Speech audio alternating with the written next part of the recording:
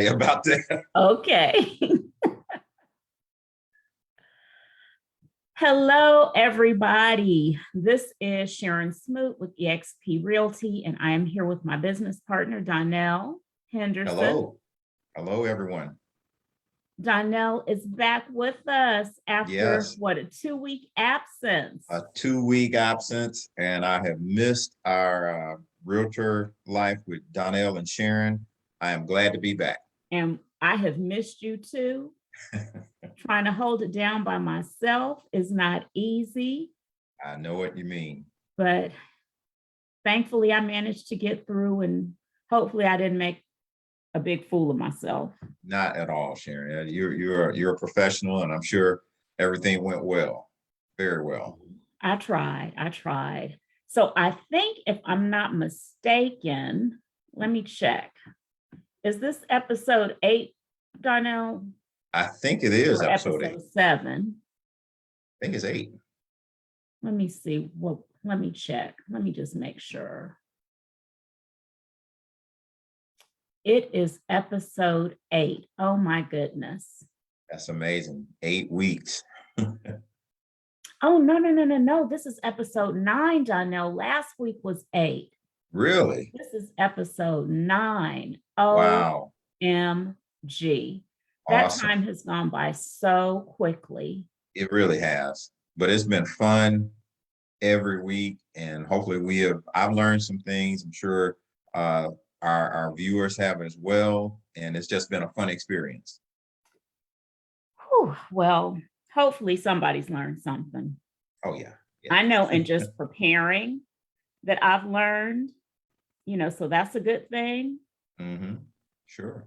But, the reason that we decided to do this every week, in case this is your first time being on with us, is that we know that there are a lot of realtors and real estate agents out there who have questions, who might be having trouble with the deal right now, and that we might be able to provide some information or guidance to just get them pointed in the right direction. Maybe they don't feel like they're getting the support from their broker. Maybe they're just brand spanking new and they just have so many questions. And, sometimes when you're at the bottom of the learning curve, if you don't have that right person that you can throw questions at, you just kind of end up floundering and you feel lost. Sure. And so we want it to be a place where people can come and get information, get education, and get answers to the questions that they might have. And everything that we discuss, for the most part, is based on things that we've gone through ourselves. And I've been in the business about 15 and a half years. Donell, you've been in it just over 4.5 years, right? Right. So, we're out in the trenches every day. We're not somebody who's giving you just theory. The things that we're discussing are based on our experiences, things that we've heard from colleagues, or questions that we have, Sure. And like the topic for tonight is procuring cause. And that's a very nebulous and complicated topic. And I think that most agents really don't have a good grasp on that topic. And as we were researching it, Donell and I both learned some things. Oh, absolutely. Sharon, I think that the real estate industry in general is such a big ball of yarn. And I sometimes look at it as a ball of yarn on a merry-go-round. It's constantly moving, constantly changing, constantly unraveling. You have the wind is blowing it in north, south, east, west. You deal with many different types of personalities. And it's a great industry. Let me say that right up front. I wouldn't trade it for anything in the world. But because it's not like a job where you have someone telling you every single change and what to do, you're an independent contractor. A lot of the learning is on the agent. Right. And there is so much going on, so much changing. This topic we're going to discuss tonight, procuring cause, is one that I think the average agent could take a refresher course from time to time. So, like you said, I learned a lot of things. I mean, in this industry, what you think you know, but sometimes you find out, that changed, or I was completely wrong, just flat out wrong Absolutely. about something. So Absolutely. tonight, I think is a great topic for us, and let's jump right in because this is a major one that can get you into some trouble, and it can also you can lose some money if you don't understand it. Right.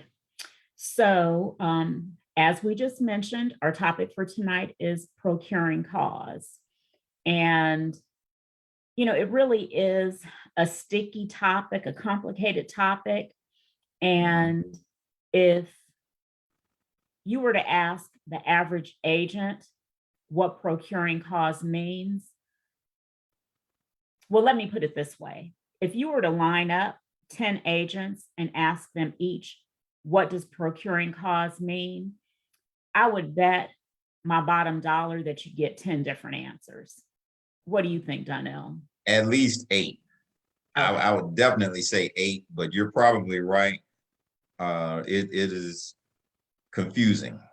Okay. It definitely is confusing. So there is a real estate attorney in Georgia. His name is Seth Weissman, and he, in my opinion, is the preeminent real estate attorney in the I would state of agree. Georgia. And as I was doing my research, I came across a white paper that he wrote about procuring cause. And so Donell and I are going to be using that as a point of reference tonight. And so I'm going to pull up this document and do a screen share so that we can talk about the definition of procuring cause. Okay. Hey, Kay, how are you?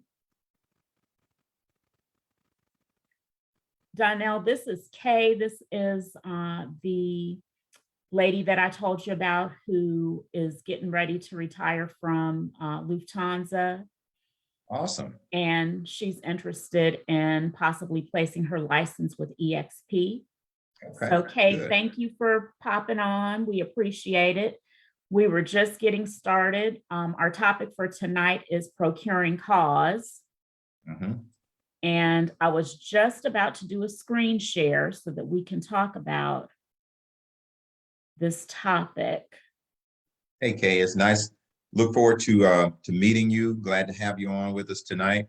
And Sharon, as you're bringing up the Weissman white paper, which we're going to get deep into it, I was curious to see if you just did a Google search on procuring cause, how what is just the number one definition compares to what Seth Weissman says specifically for us, and just Uh-huh. kind of compare the two.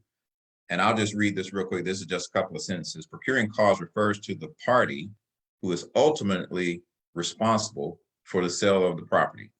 In Georgia, procuring cause agent is the party who finds a buyer or tenant who is ready, willing, and able to buy or lease a property, or who offers to buy or lease in accordance with the seller's or landlord's terms.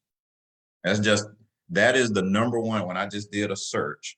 Now let's compare that to what you have found from Seth Weissman, because he gets into a lot more specifics of that definition. Okay. Well, as you can see, here's the white paper, and I've highlighted the important paragraphs or sentences. Mhm. And you've heard me say this before. I hate when people read to me, but guess what? I'm going to read to You're going to you. read to us. The National Association of Realtors Code of Ethics and Arbitration Manual cites an Arizona case for the definition of procuring cause.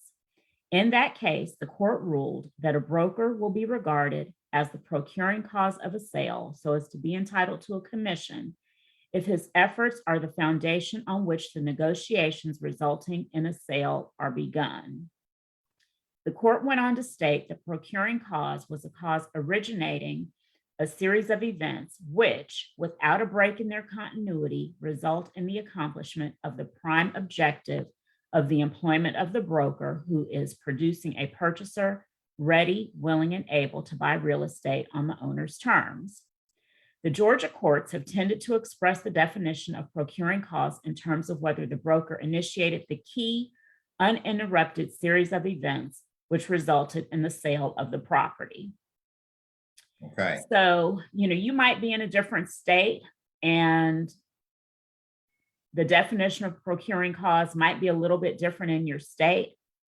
But as you can see from what I just read to you, that's a bunch of, and I'm an attorney saying this, legal mumbo jumbo. I was going to ask you, Sharon, that sounds great. That's a beautiful statement you just read. But what in the world does that mean to a regular Joe like me? Break it down for us, please. I just don't think that it means a whole lot to the average person. It just doesn't. And as you can see, Seth Weissman essentially says that. The problem with these types of legalistic definitions is that they provide little practical guidance. Right. And so, how do you figure out who's the procuring cause of a transaction? Well, Seth Weissman goes on to cite some examples of questions that the National Association of Realtors tries to provide as guidance to the arbitration panels in determining procuring cause.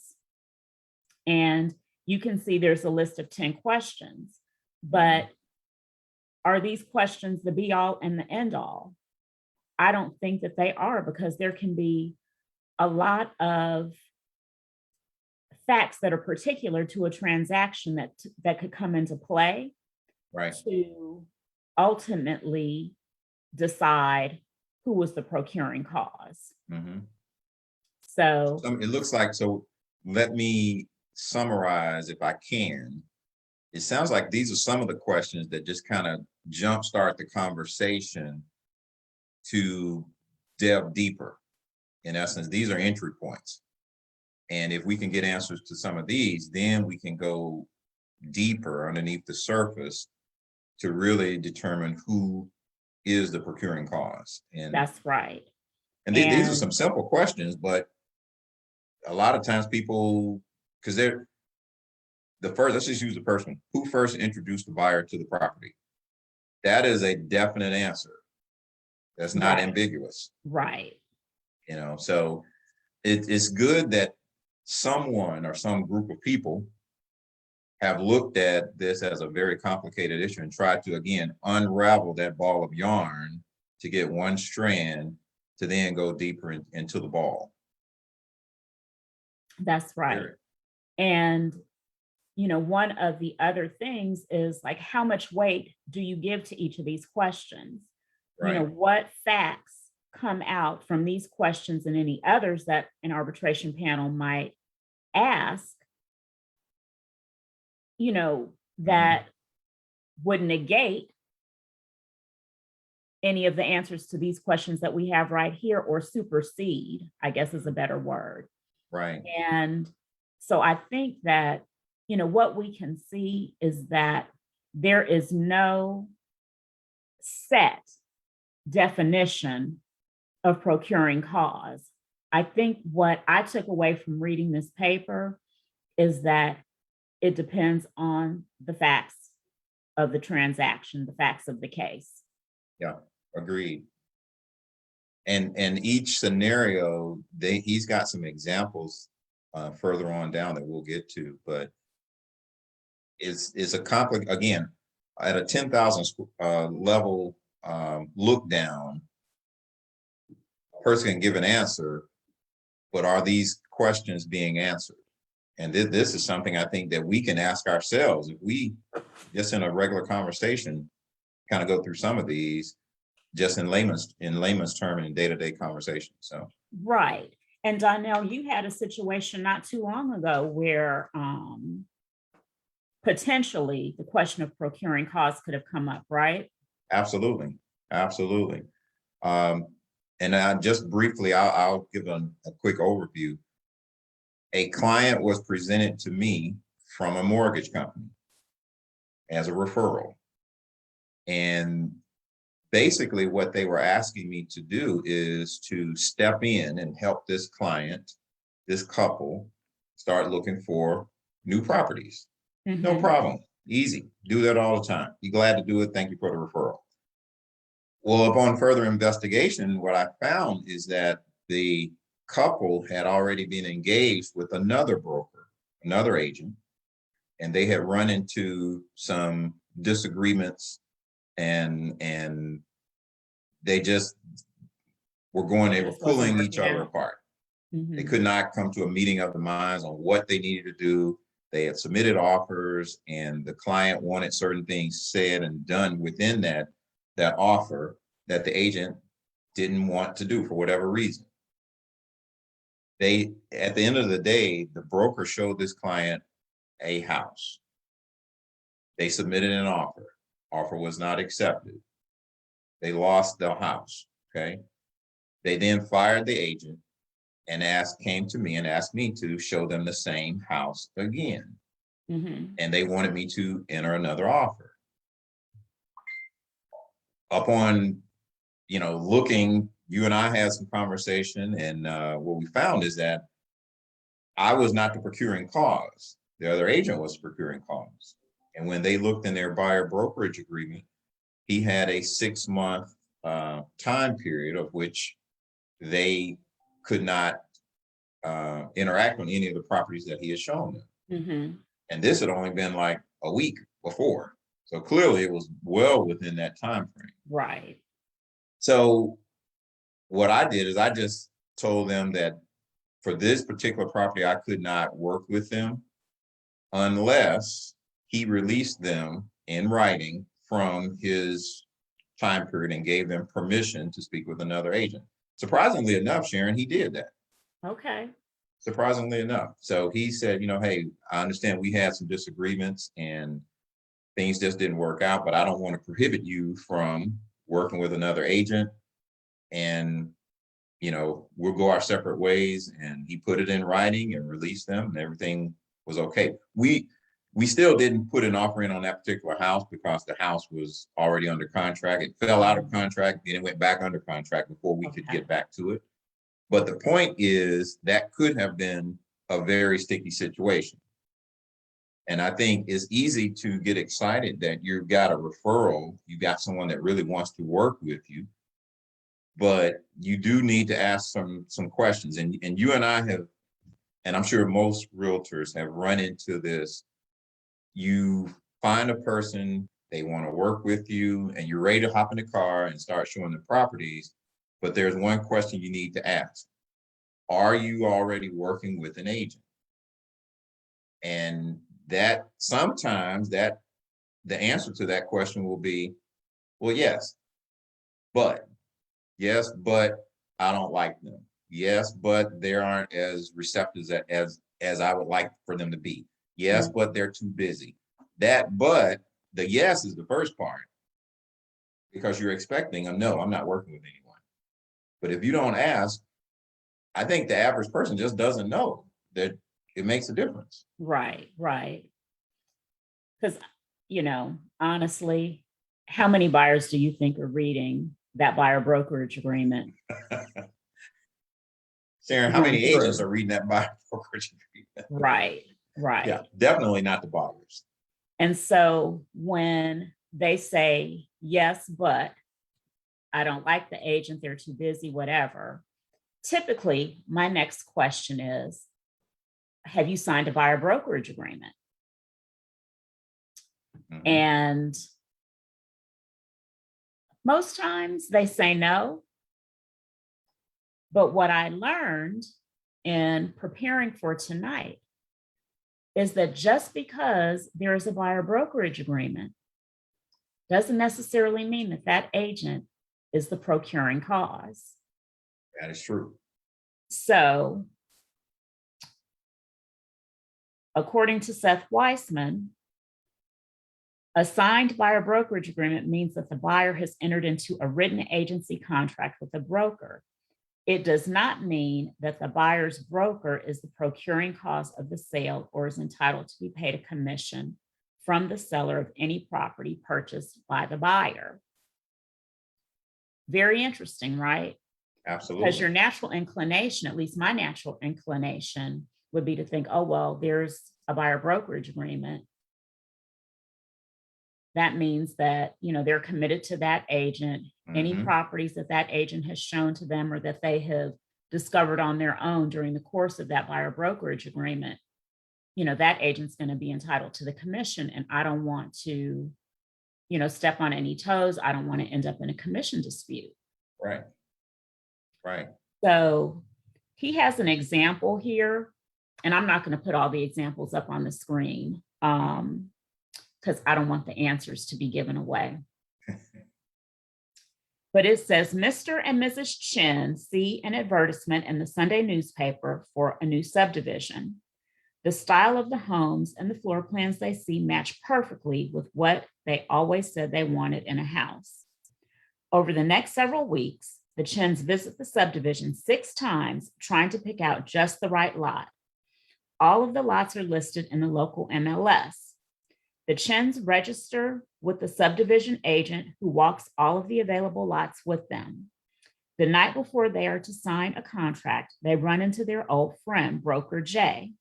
They excitedly tell him about their find. Jay asks them if they are represented by a broker, and when he learns they are not, he offers to help them write the contract. They gladly accept his offer.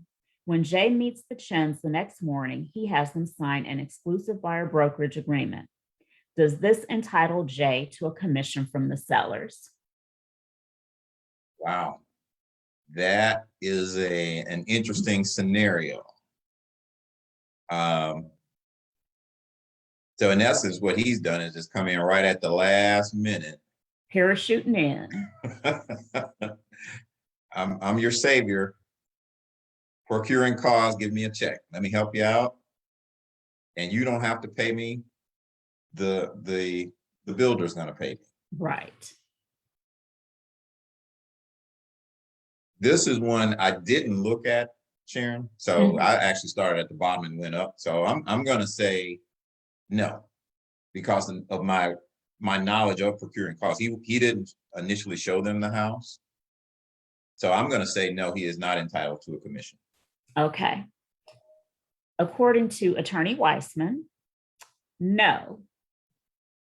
In listing the lots in MLS, the listing broker has agreed to pay cooperating brokers a commission if they are procuring cause of the sale. In this case, the buyers found the property without the assistance of Jay and made their decision to purchase the property before Jay became involved in the transaction. Jay will therefore have a difficult time establishing that he is the procuring cause of the sale. While he may be entitled to be paid a commission from the buyer, he will likely not be able to collect a commission from a seller. So interesting, right? That is very interesting. Very interesting.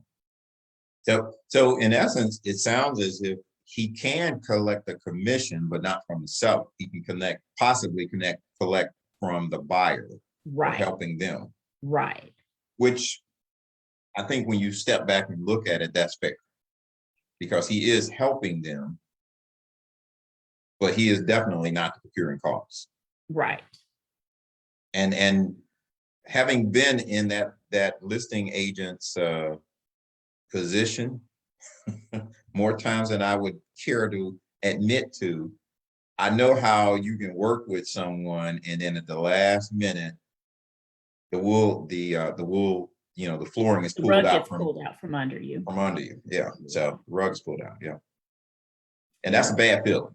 Let's just say that right up front. Definitely. I've been there before. Yeah. And years ago, before I got my license, the guy that I was dating, he was a realtor, a truck driver and a realtor, a truck mechanic and a realtor. I thought that was a real interesting combination. That is. But he was on this side of town, in the South DeKalb area, Mhm. and had a client who was looking in this area, and he found them a house. And when it came time to write the offer, they were like, oh, uh, our cousin or whoever is going to write the offer. And he, I think, was like in Cherokee County or someplace. Mhm. And they said, he just didn't want to have to drive all the way down here to show us houses, every couple days. And Oh oh my. my gosh, Oh he was my. so upset. He was Oh so my. upset. And I remember asking him, did you have him sign a buyer brokerage agreement? And he said, no. He said, I never have my buyer sign a buyer brokerage agreement. And this would have been like the late 90s, early 2000s. Mhm. And, so long story short, he lost that transaction, didn't earn a commission, and he, didn't even want to try to fight for the commission. Yeah. But, real That's interesting. that is unfortunate. And that there's another aspect to the whole thing. Is one thing not to get the commission. It's another thing to know that you are potentially owed a commission. But then the big thing is now you got to take action. And sometimes the stress or the intimidation of that process, starting that process and upsetting the apple cart, some people just say it's not worth it. It's not a big deal. Well, and think about this too. You have to get your broker to take the action. That's true. That's a good point. And, I've never gone after a commission. So I don't even know what the process is. Mhm. I don't know what kind of pushback you might get. Yeah. You know, how will the broker even go to bat for you? Right. So, that's just something else that you have to consider. Absolutely. Absolutely. It's But not as simple as it sounds. right. So do you want to choose one of these scenarios? And Sure. Let me scroll down. There was one that I was really interested in. I don't think we're going to have time to go through all of them, Donell. No, definitely not, because there are quite a few here. So okay, here's one. Mr. And and I Mrs. won't Jones. cheat. Yeah, don't cheat. Mr. and Mrs. Jones sign a buyer brokerage agreement with Realtor B. B shows them about 24 houses, mostly in new subdivisions. The Jones like many of the houses, but none of them are just right. B then does research on other new subdivisions and comes across a home at Mulberry Mews subdivision. But she is unexpectedly called out of town on a personal emergency. Before leaving, B tells the Jones how to get to the house and the subdivision. They go to see the house that day, fall in love with it, and immediately put the house under contract. The Jones mentioned to the listing agent that they are working with B, but the listing agent merely points to the sign saying buyer agents must accompany their buyers on their first visit to receive a commission. If the property is listed in MLS, will the subdivision disclaimer prevent B from being paid a commission? I am going to say that that little disclaimer doesn't mean anything, that B would still be entitled to the commission. Okay. And that's what I was thinking too. But you and I see that all the time. Agent must accompany, clients on the first visit, or and most of the ones I see, there's a 1%, commission versus the standard. So in this case, the answer is, while questions of procuring cause are always for arbitration panels to decide, B should be able to present a strong case for being the procuring cause of this sale. While the subdivision disclaimer would likely be a factor considered by most panels, these actions in finding the buyers the property will likely be more compelling to most arbitration panels. Now, here they put a little suggestion here. It says, sometimes 2 commissions should be paid in a transaction rather than 1 commission being shared. Let me scroll down. Some arbitration panels mistakenly believe that only 1 commission can be paid in a transaction. As a result, panel splits a commission that rightfully belongs to only 1 broker. So that is similar to what you were saying in your example, that, and I think everyone just assumes there's just going to be 1 commission paid. But Right. just like in your example, there could potentially be a commission paid by the buyer in your scenario, but also the seller or the listing agent could get the whole commission. Right. Right. So, which kind of goes back to reading the agreements and what do they really say. This has just been fascinating just to get deep and just look at some of these real life scenarios. So in that case, and I think what this is illustrating in the example I just read, life happens. Emergencies are going to pop up, but procuring cause, if the answers to those initial 10 questions that we talked about are answered, you can probably still narrow it down to procuring cause. Right. Yeah, that was an interesting one. Yeah. Let's see. Okay, I like this one. It says, with the advent of written buyer brokerage agreements, it is possible to be legally entitled to a commission without being the procuring cause of the sale. This is because the buyer brokerage agreement can contractually eliminate the requirement for any showing of procuring cause. As can be seen in example 2 above, we can talk about that in a minute. Mhm. D was entitled to receive a commission even though she was not the procuring cause of the sale because she entered into a contract that created a commission obligation absent a showing of procuring cause. This principle has already been tested and upheld by an appellate court in Georgia. So number 2 above says, buyers are entitled to be represented by a broker whenever they would like representation. Buyers can hire a real estate broker to represent their interests anytime they desire. This includes right up to the very last minute before the buyer submits an offer. While there is absolutely nothing a listing agent can do to prevent the buyer from hiring a broker, the listing broker is not required to pay for such representation. As discussed previously, the listing broker only has to share its commission when the buyer's broker is the procuring cause of the sale. So that's interesting. I honestly did not know that. Well, you know what, Donell, you remember a few weeks ago when we were talking about understanding the buyer brokerage agreement? Mm-hmm. And that's where, let me see, paragraph, I'm going to pull it up so we can look at it. 4B comes into play. Okay. This is so important. This is so important to understand. It really is. Okay, here we go with 4B.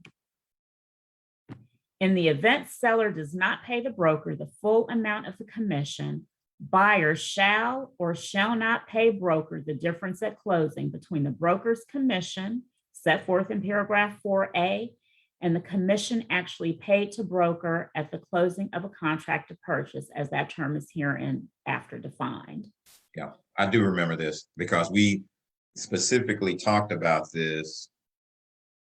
And in paragraph 4A, it says 3% of the sales price, but the listing agent could be offering 2.5%. and you could still require the buyer to make up the difference of the 0.5%. Right. I do And remember. in a situation where there's an argument over procuring cause, Mhm. and that listing broker says, nope, you parachuted in at the last minute, you were not procuring cause, you get zero. Your buyer has signed a buyer brokerage agreement that says that they'll make up the difference. Right. So in our example, that buyer would pay the 3% commission. Right. Right. And Donell, I mean, this can really get sticky, because what if you're working with a buyer who doesn't have a whole lot of cash? Mhm. And there are many of those type individuals out there. Yeah. Yeah, Yeah. that So, are they're literally down to the penny, and they've mapped it out with the agent and with their finances to just have enough to get in. Yeah, that could really get ugly. So I wonder what would happen in that case. Suppose the buyer can't pay the 3% or the difference, whatever it may be. you know what? I don't know. And I hate to speculate, what a judge might do, but if they've signed the agreement and they understand that there's a possibility that the listing broker isn't going to pay the selling broker's commission, Mhm. I think they'd be on the hook for the Yeah. commission. And at the very least, a judgment is going to be entered against them Yeah. for the amount of the commission. And then it would be up to the selling broker and that broker's attorneys to collect on that judgment, however they might do that. Yeah. And I don't want to get into all the legalities of how you collect on a judgment, but Right. Right. um Bottom but line in is that, that could be real messy, real yes, quick. yes, yes. So in that same vein, um about being the procuring cause of the sale not always being enough to be entitled to a commission, it says a broker can be the procuring cause of the sale, but not be entitled to a commission if the broker has not entered into a contractual agreement to be paid a commission. Listing property in an MLS constitutes a contractual offer to cooperate with all members of the MLS and to pay them a specified commission if they are the procuring cause of the sale. However, if the property is not listed in an MLS, the financial basis upon which the selling broker will be compensated needs to be worked out in advance. And the example says that Realtor KC sees a for sale by owner that she believes her buyer client would be interested in purchasing. She calls the seller and asks if she can bring her client by to see the property. The seller says that would be fine. The parties do not discuss whether KC will be paid a commission by the seller. The buyer loves the house and makes an offer to purchase it. A contract is entered into by the buyer and seller that does not include a commission being paid by the seller. Can the seller refuse to pay a commission? I hate to say it, but I would say yes, because as we talked about in previous episodes with contracts, if it's not in writing, you got nothing. Right. And that is one of the things. I mean, that seems like that's an assumption made by the agent that, Mhm. well, you said I could bring my client by. Yes, I did. And you can bring your client by. But we never talked about me paying a commission. So if we didn't talk about it, and more importantly, if we didn't put it in writing, there's nothing to produce. That's right. And So that's just going to be a bad night, a bad week, and a bad month for that agent. what Seth Weissman says is, unfortunately, the answer to this question will in most cases be yes. Really? KC, that the seller can refuse to pay a Oh, that seller commission. can refuse. Okay.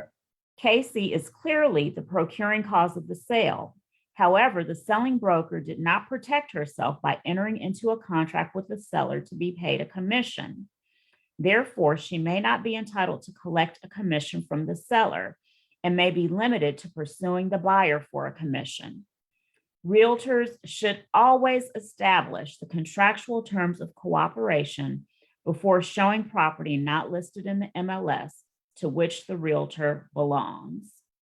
Yeah. And that is, really one of the pitfalls of dealing with for sale by owners. Yeah. And it's so important that when you make that initial contact with that seller, that Mhm. you ask them if they are willing to pay the commission. And if they say no, hopefully you already have a buyer brokerage agreement in place, because personally, I think it's really shady if you find out that the seller isn't willing to pay the commission, and then you go back to your buyer and say, well, you need to sign this buyer brokerage agreement, and you fill in that paragraph that says that they'll be responsible for the commission, and then you spring on them, well, this house you love, the seller is not paying a commission. So, Right. you Right. sign this buyer brokerage agreement. I think that that's really, unethical. I And that's agree. one of the reasons why it's best to get that buyer brokerage agreement signed as Mhm. early into the process as possible. And, we've Yeah. talked about this before. I used to be so hardcore with that, and I've kind of relaxed a little Mhm. bit on that.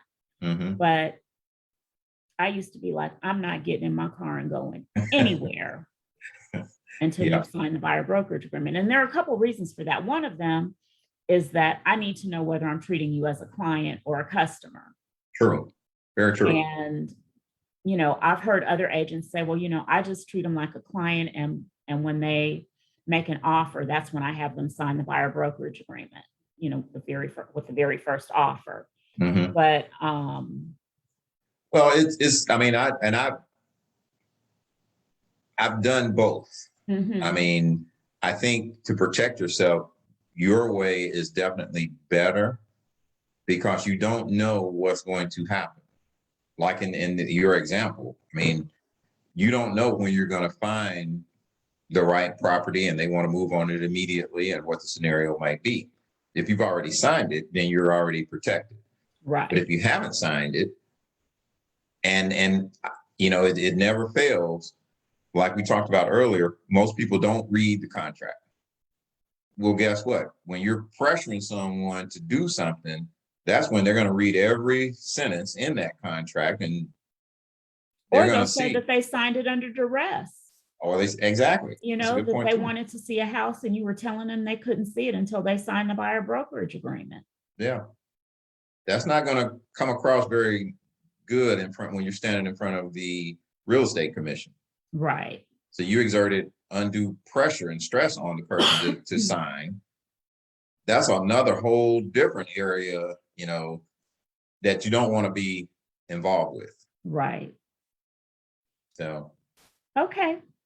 You want yeah, to choose one? I'm not as fast as you, Sharon, so I'm gonna have to switch screens. Well, you know what? I cheat. I have mine printed out. Oh, okay. That's the answer. Okay. Let's see. Okay, here's one. Listing broker offers in the MLS a commission of 3.5% of the purchase price of the property to the selling broker in the transaction. Selling broker finds a buyer for the property and the parties enter into a contract. Prior to closing, the listing agent announces that he had to reduce the selling side of the commission to 2.5% to keep the seller happy. Can such a unilateral change be made in the commission being offered without the consent of the selling broker? My answer to that is going to be no, because the parties are already in a contract. Mhm. Okay, so you're saying no. I'm saying no. I think that anytime up until the parties go under contract, that the property goes under contract, that the Mhm. commission can be changed. But I think once they're under contract, that the selling broker would have to agree to a reduction in the commission. So I would typically go with your answer of no as well. It just doesn't seem fair that we Mhm. agree, you have it listed as 3.5%, and for whatever reason, now you got to change it to 2.5% without my knowledge, that, as you said, sounds underhanded and shady. The actual answer by Seth Weissman is generally the answer to this question should be no. The listing broker is offered to pay the selling broker commission of 3.5% of the purchase price was a contractual offer that was accepted through the performance of the selling broker in procuring the buyer for the property. Once the offer was accepted through the performance of the selling broker, the amount of the commission should not be able to be changed unilaterally by the listing broker. The issue becomes much harder when the listing broker reduces the commission for the selling broker prior to an offer to purchase the property being made. Clearly, a listing broker should be able to reduce a commission prior to the selling broker showing the property for the first time if change is plainly shown in MLS or communicated to the selling broker. It is less clear whether the listing broker can unilaterally reduce its offer to pay a commission once the selling broker has shown the property to his or her client, but prior to the client making a written offer to purchase the property. The listing broker, and this is a long one, the listing broker can point to language in standards in standard of practice 3-2 to support any reduction in commission made prior to an offer being made. However, the selling broker can argue that he or she acted in reliance on the offer of compensation set forth in the MLS in showing the buyer the property, and should therefore be entitled to receive a higher commission originally offered by the listing broker. While there are no hard and fast rules in this area, the key questions for arbitration panels to consider will likely be, number one, at what stage in the negotiations was the reduction of the commission made? Number two, why was the commission reduced? And number three, how the reduction in commission was communicated to the selling broker. In light of the uncertainty in this area, selling brokers should regularly check the MLS for changes in the compensation offered by the listing broker to avoid unnecessary disputes.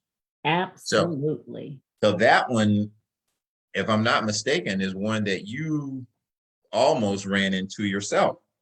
Yep. Yep. So practice tip number one, at the very least, before you submit the offer, save a printout of the MLS.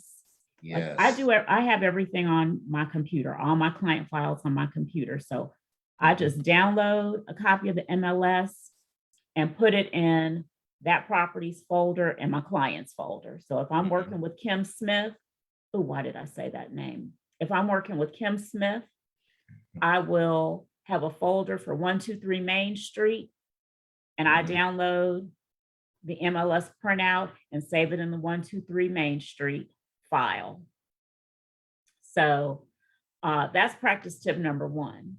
So a couple months ago, I was working with a buyer. We went under contract on this condo. The listing agent and I had both signed off on the instructions to closing attorney and, commission confirmation for the selling broker, EXP, and me to get 3%. I had submitted it to my office and everything, to our office and everything, Donell. Yeah. Well, then maybe a week or two after we were under contract, I get an email from the listing broker's assistant saying, here's the commission confirmation for you to sign. And so I'm like, wait a minute, I could have sworn that we already did this. Yes. So I go into my client's file on my computer, and sure enough, there's the fully executed commission agreement. But this commission agreement that this girl sent over to me was for 2.5 or 2.25. And I was like, what does she think she's doing? That's not going to work. That is not going to work. And so I emailed her back and I said, we executed the commission confirmation several weeks ago. And the listing said 3%, Mhm. and the commission confirmation that we executed said 3% attached as a copy. And she finally responded back and said, "Oh, okay, yeah, I'm so sorry about that. You're right, the commission is 3%, but I don't know if it was just Yeah. an error or if they Mhm. call themselves pulling a fast one on me, Mhm. but I am not the one. No. I am not the one." And, naturally, at first I was like, wait a second, maybe we didn't do it, but I Right. could have sworn that we did this already. Right. Right. So But do you think anyway, so you bring up a couple, so I remember when we talked about this, it actually made me go back because a lot of times you get caught up in the process of just sending documents back and forth, and it's easy to overlook. But since your experience, I now look on a pretty regular and consistent basis to make sure mhm, nothing has changed, and make sure that, you know, apples are apples and oranges are oranges, and we don't have any prunes mixed in with that. But I have one question for you. At what process do you typically get the commission agreement signed? Is that right up front, or do you wait to like halfway through the transaction? Or oh, I try to do it as early in the process as possible. okay, So okay, as soon as we have a fully executed contract, mm-hmm, I would say like within the first 24 to 48 hours of going under contract. If I haven't gotten it from the listing broker, mm-hmm, then I'll go ahead and draft it. right, And when I'm the listing broker, I always draft it. I don't mhm, even give them a chance, the right. selling broker, a chance to draft it. I always draft it. And I think that that's something too that can help save a person, because if you, in your case, you already had it signed, we've already executed it. Where's this new one coming from, and why is it coming up now since we already did this? Right.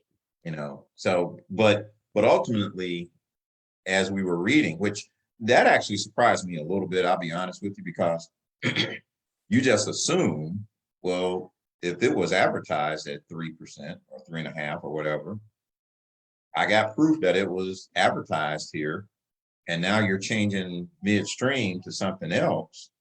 You can't do that. But Right. in that scenario, it is possible. Well, and like Seth Weissman's answer said, it's just less clear Right. if Right. the listing broker can change the commission Hmm. once the property has been shown, Right. and my position on that would be that I think you have a stronger argument if they change it after you've shown it versus Hmm. if they change it before you've shown it. Right. And that's why I like to, my preference is to save all the listings that I'm showing to someone, all the properties that I'm showing to someone. I typically print them, download them, Hmm. to my client file, and I've kind of gotten a little bit more lax on that recently. But I used to always, just as a matter of course, download all of them and Hmm. save them in the client file. Yeah. And one reason for that was that I just wanted to be covered because they're date stamped, time Hmm. and date stamped when you download it. Right. So, if you ever have to go into court and Hmm. uh, Produce I, evidence. advocate was the word I'm looking for, advocate for your commission, Hmm. that can be evidence. Like I downloaded this on October 5th at 11:32 in the morning. Hmm. I showed the property, and you can see from the records from the activity on my super lockbox key Hmm. that I accessed the property on October 5th at 3:32 in the afternoon. And I went to write the offer at 7:15 p.m. on October 5th. And I noticed that the commission had been reduced from 3% to 2%. Right. That was after I showed the property. And Mm-hmm. so if listing the property in the MLS is a contract, anyone who shows that property prior to the reduction in the commission should be Mm-hmm. entitled to the original commission. And I could be wrong about that, but I think that, you'd have to have enough paperwork, Mm-hmm. documentation to support your argument. Right. You can't just say, when I looked at it, it said 3. And when I What- wrote the offer, it said what- 2. Well, one of the things that Seth Weisman is saying in each one of these examples is that the panel, which is a group of people, are going to look, they don't know who's right, who's wrong. They're just trying to look at evidence. Mm-hmm. So whoever can present evidence. So if you come with text messages, emails, all printed out, you got it organized, time stamped, you can see a sequential, process going through. It's easy to read, easy to understand, and easy to follow the train of thought, as opposed to the other agent that just comes in and says, I think it was 3 o'clock. What time, did you see it? It was 3 or 3:30. Well, what time did you show the property? It was 5 or 5:30, 6, somewhere in there. It was in the afternoon. Mm-hmm. That's not going to carry as much weight as someone that has actual evidence. One, it just shows the level of effort put into proving your side of the case, of the Right. argument. Right. So, good information, though. I think that this has been a really interesting discussion, and Definitely. by no means have we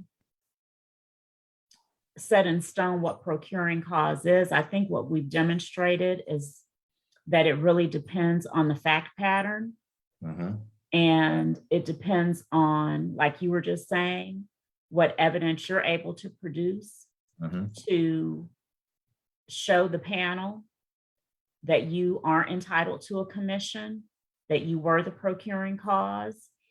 And I think it is a lesson to all of us that we cannot run our businesses in a willy-nilly fashion. Not at all. We've got to be organized and have all of our ducks in a row, because you never know when something like this might come up, and you're going to need to prove that you're the procuring cause and that you are indeed entitled to a commission. That means having a tight buyer brokerage agreement, because it could be that the panel says, nope, you can't get the commission from the seller, but you can get it from your buyer. Right. So you need to have a tight buyer brokerage agreement. You need to have proof of when you printed out or when you prepared to show the property. That means having a printout of the MLS. You need to know how to get proof of your lockbox activity when you access lockboxes. True. I'm an email hoarder. Same So here. you could ask me, when did you show the property at 123 Main Street? And Right. I can search 123 Main Street, Yep. and it'll say January 22nd, 2017. Right. I completely agree with you. Because I have all of those feedback requests, Yeah. that are automatically generated. And I guess when you go into your Supra account, there might be a way for you to see all that activity too.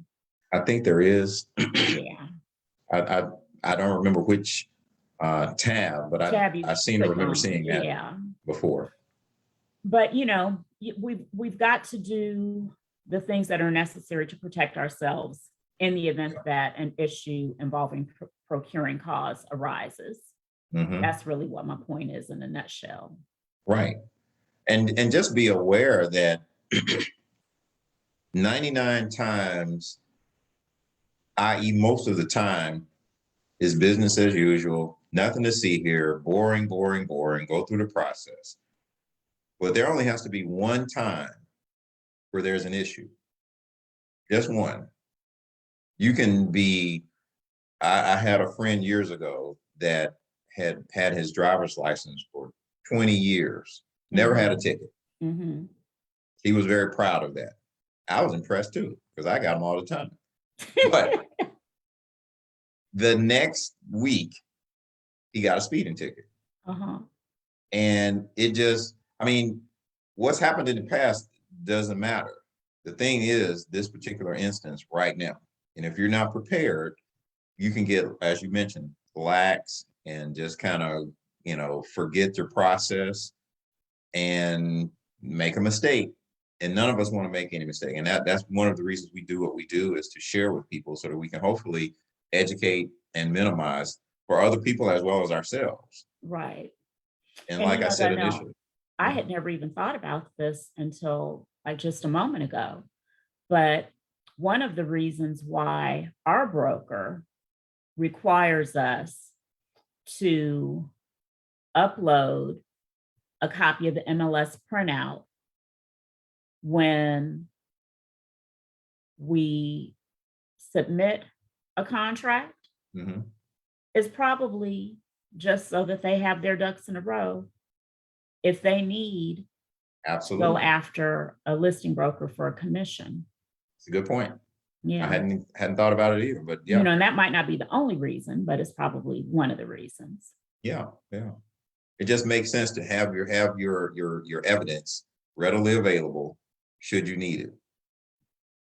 Yeah. Yep. And guys, like I mentioned earlier, I've been in this business for 15 and a half years. I have never had a procuring cause issue come up. And so, I don't know how frequently it happens, but it must happen if Seth Weissman wrote, what is this, a 5 or 6 page white paper Yeah.